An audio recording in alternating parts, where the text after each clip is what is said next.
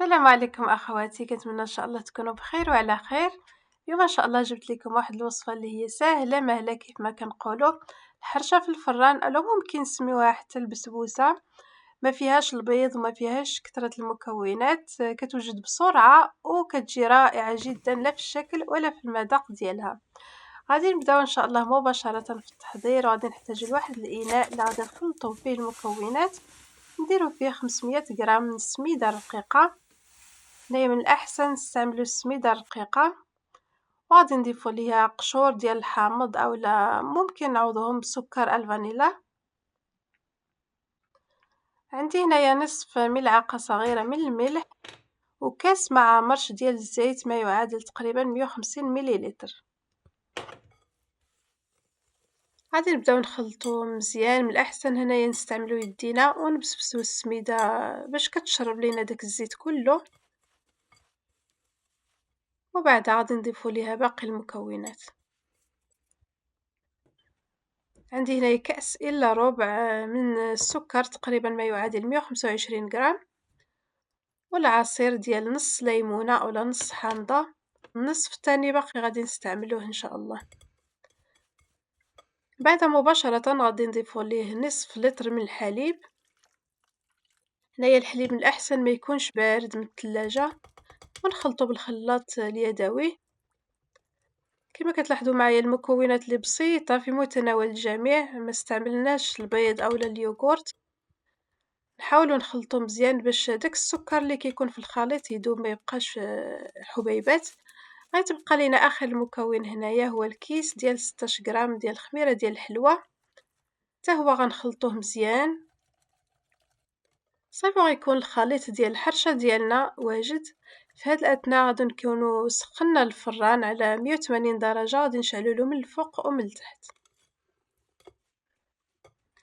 لاحظوا معايا هنايا الخليط كيكون جاري. دابا غادي ناخدو المول، ممكن تستعملوا اي مول عندكم، غير ما خصوش يكون صغير اولا كبير بزاف. غادي ندهنوه بالزبده ونرشوه بالسميده. ولاحظوا معايا هنايا الخليط غير خليناه دقيقه بين ما دهنا المول بدا كيعقد، ما بقاش خفيف بحال الاول. دابا غادي نكبو فيه الخليط ديالنا، ومباشره غادي ندخلوه للفران. غادي نشعلولو كيف ما قلنا من الفوق ومن التحت.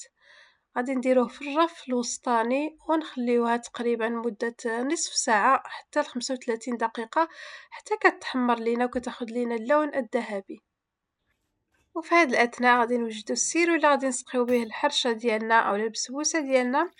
عندي هنايا كاس مع مرش ديال عصير البرتقال، غادي نضيف عليه عصير ديال نص حامضه وجوج معالق كبار ديال السكر.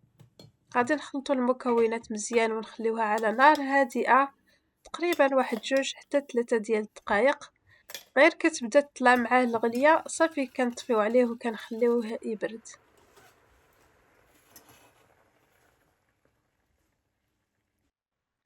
وهذه هي الحرشه ديالنا مباشره بعد ما خرجناها من الفران.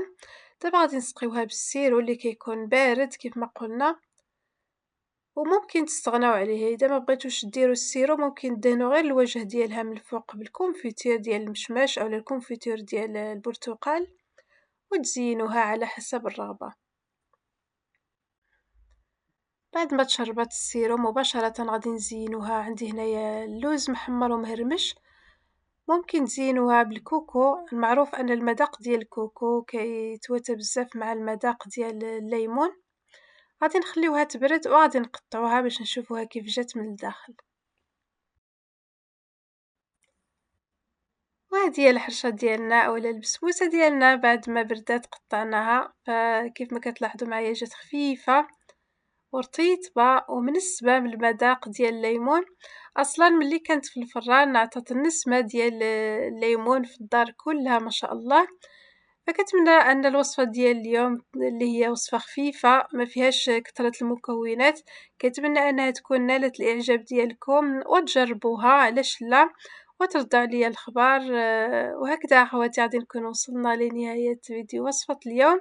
ما تبخلوش عليا كالعاده بلايك وتعليق ومشاركه الوصفه مع الاصدقاء ديالكم، وإلى وصفة قادمة بحول الله، والسلام عليكم ورحمة الله.